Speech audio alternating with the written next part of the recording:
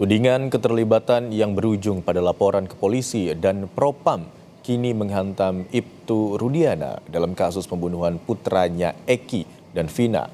Di tengah pusaran kasus, jurnalis Kompas TV Muhammad Syahri Romdon berusaha menemui Ibtu Rudiana untuk menginformasikan langsung pasca berita acara pemeriksaan kasus kematian Vina pada 2016 silam tersebar di media sosial, di mana Ibtu Rudiana diduga salah tangkap para tersangka.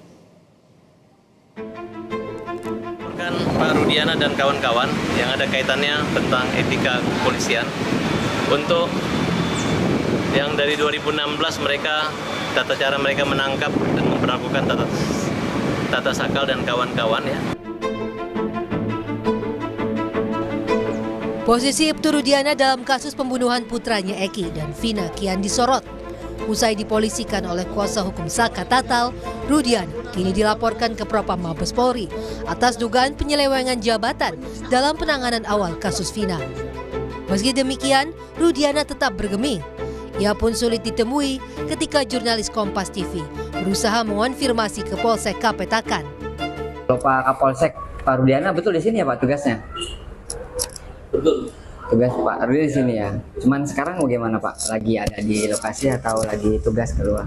Sekarang lagi ada kegiatan di luar. Berangkat atau pulangnya belum tahu ya Pak?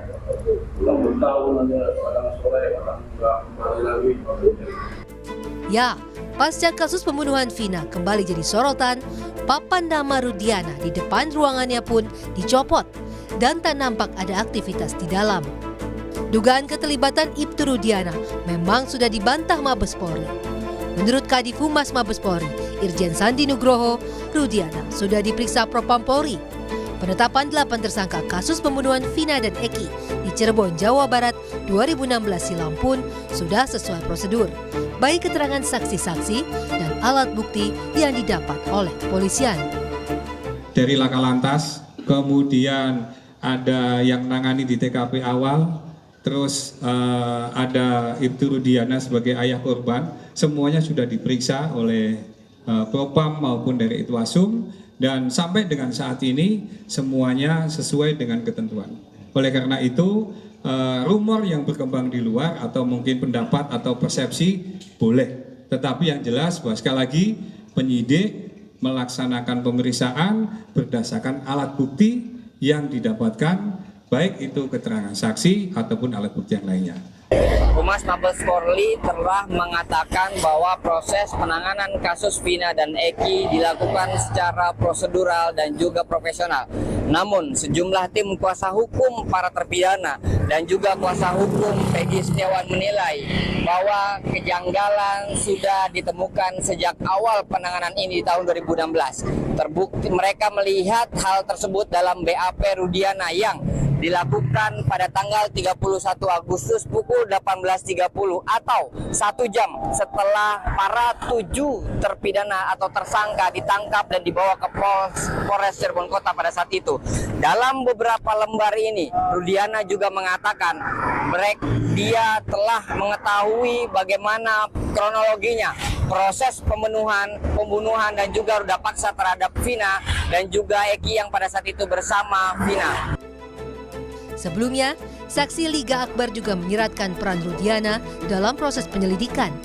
Liga Akbar bahkan meminta Rudiana untuk berkata jujur dan membuka kasus pembunuhan Vina dan Eki agar terang benderang. Tim Liputan Kompas TV.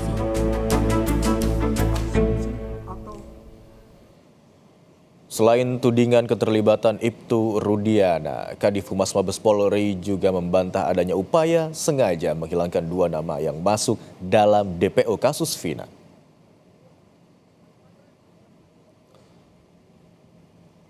Irjen Sandi Nugroho menyebut dari hasil pemeriksaan ulang tak ada bukti yang menguatkan identitas 2 orang yang sebelumnya masuk dalam daftar pencarian orang kasus pembunuhan Vina dan Eki 2016 lalu.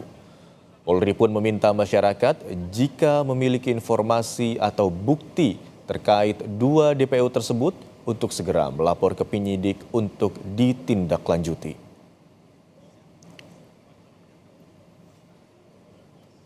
akan rilis dan kami tadi sampaikan pada waktu tadi bahwa DPO itu sudah ditetapkan oleh pengadilan dan dari hasil pengadilan tadi sudah diperiksa ulang atau diperiksa lanjutan oleh penyidik. Dari perkembangannya tadi tidak ada alat bukti yang menguatkan ke sana. Jadi justru kami meminta bantuan dari masyarakat, netizen, dan kalau ada pengacara menyampaikan kalau memang ada alat bukti yang menguatkan 2 DPO lainnya, dengan senang hati akan kita proses. Dan penyidik juga tentu saja akan berusaha untuk semaksimal mungkin mengungkap kalau memang itu ada. Bisa saya merespon keterangan dari para saksi dan para pelaku itu menyebutkan tidak demikian.